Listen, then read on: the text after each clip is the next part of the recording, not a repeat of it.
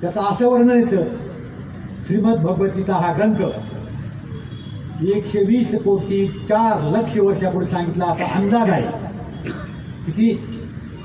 120,04,00,000 वर्षापूर्वी.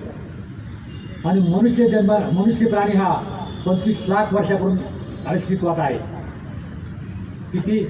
25 लाख वर्षापूर्वी. आणि भगवद्गीता 120,04,00,000 वर्षापूर्वी निर्माण झालेली. मनुष्या जन्मापूर्वी भगवान परमात्म्याने विवासवाण्याला हे श्रीमद भगवद्गीता सांगितलेली आहे.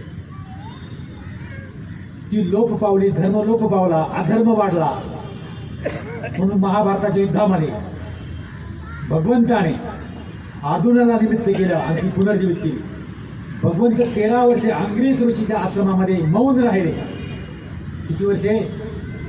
भगवान परमात्मा, भगवान कृष्ण 13 वर्षे घोर अंग्रेज ऋषीच्या आश्रमामध्ये 13 वर्षे मौन राहिले. आणि त्यानंतर युद्धाचं सूत्रसंचलन हातामध्ये घेतलं आणि श्रीमद भगवद्गीता पुनर्जीवित केली.